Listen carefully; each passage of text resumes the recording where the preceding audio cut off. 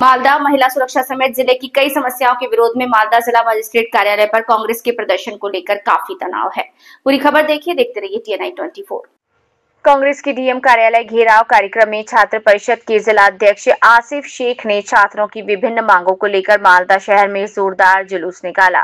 जब कांग्रेस कार्यकर्ताओं और समर्थकों ने जुलूस लेकर जिला मजिस्ट्रेट कार्यालय में घुसने की कोशिश की तो पुलिस ने उन्हें रोक दिया और कांग्रेस कार्यकर्ताओं और समर्थकों ने वहीं पर विरोध प्रदर्शन कर दिया। हालांकि बाद में स्थिति सामान्य हो गई। इसके बाद मालदा दक्षिण कांग्रेस सांसद ईसा खान चौधरी समेत कांग्रेस नेतृत्व ने जिला मजिस्ट्रेट को ज्ञापन सौंपा।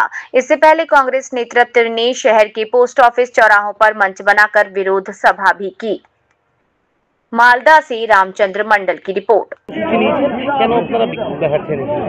देखो गोटा बांगला और स्पेशली हमारे मालदा जिले मानुष चाकरी निये वंचित, उन्नयन निये वंचित, विचार उब्दी वंचित। মানুষরা যাবে কোথায়? এই পরিস্থিতি এত খারাপ। আমাদের গঙ্গা ভাঙন কোনো বড় কাজ হয় না, না বিজেপি সরকার না রাজ্য সরকার টিএমসি সরকার উন্নয়নগুলো দেখছেন, মানুষের উন্নয়নগুলো কেউ দেখছে না। সেটা আপনি ওবিসি যে সমস্যা চলছে বাংলাতে, এটাও মানে মানুষ ওবিসি সার্টিফিকেট দিতে পারছে না।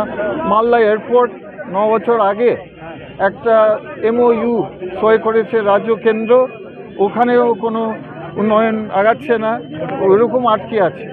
সমস্ত উন্নয়ন আটকে আছে, সমস্ত কাজ আটকে আছেন। আর শুধু মানুষ, গরিব মানুষরা যখন কি